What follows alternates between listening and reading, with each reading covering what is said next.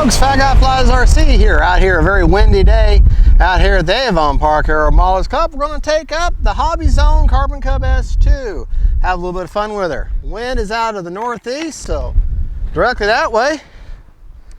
Do not need any kind of flaps. Right, left, up, down, right, left, motor on. And here we go. Very windy today, but that's okay.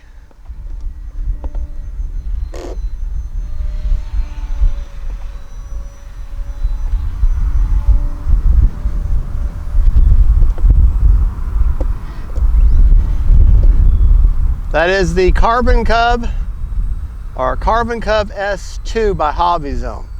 It's the bind and fly version. Time remaining 5 minutes. One of my viewers was saying that he'd seen where people had added leading edge slats, I guess just aft of the vortex generators to handle wind better. Well, today's a very windy day, and I don't think you really need them. I think the vortex generators do just fine. Honestly, I don't really think they're needed, and why add something that the engineers did not intend on you to add? Let's get turned around and see if we can't land this little bird in this wind.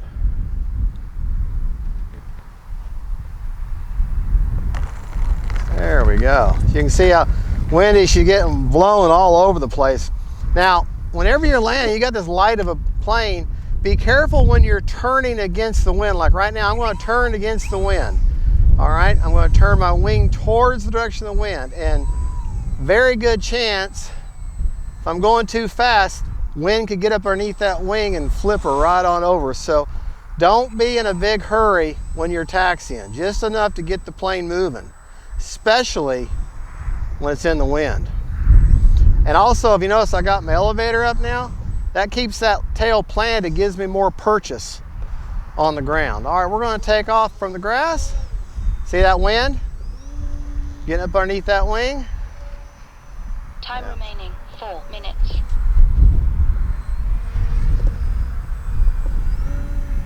And this is an all stock setup. There's no mod at all to this plane. This is the prop that comes with it.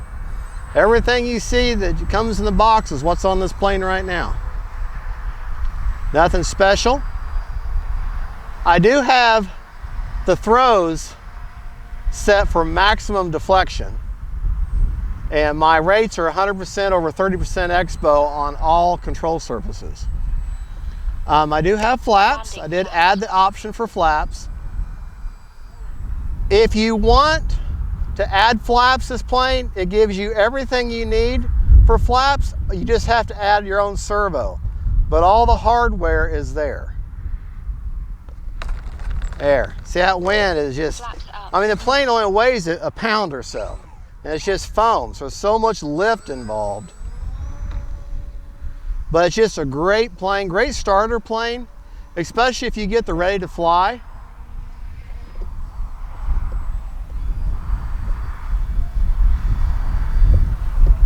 And even the bind and fly, I don't have it activated. You can get the virtual fence and loiter mode, or the plane just flies around in a pattern. I don't have any of that enabled. I just have the AS3X enabled, and that's it.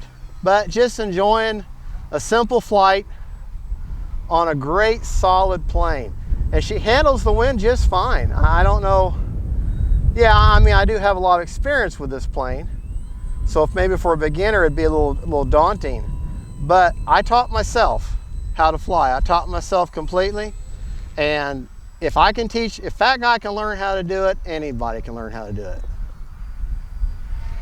Just go to YouTube, watch all the videos, watch reviewers like me, other reviewers, RC Geek, Brian Phillips, Pilot Ryan. Oh, there's so many. The RC Sailors, a great little family. Watch their videos, watch their earlier stuff. You know, you can pick up a lot of pointers. That's how I learned.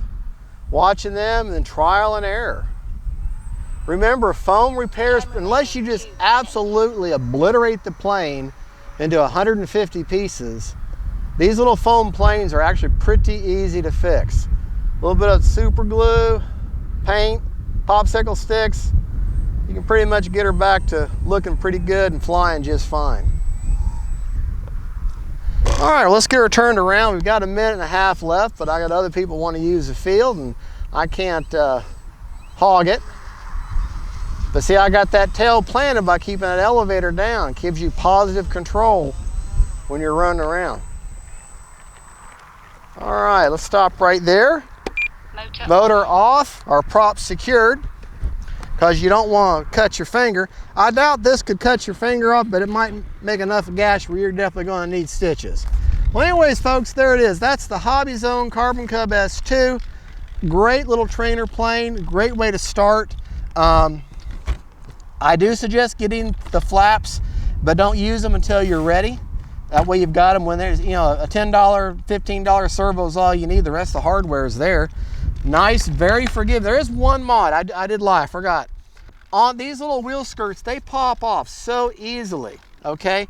So if you'll get you some little black zip ties and run them through there and then lop them off, those skirts are not gonna come off. And because they're just a pain in the butt. And pick up an extra prop. The props are kind of brittle.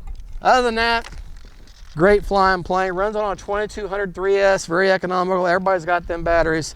Great plane, I really recommend it. Thank you for watching. Don't forget to like and subscribe. God bless y'all. And don't forget, faith, family, and friends, and then trainer birds. Bye.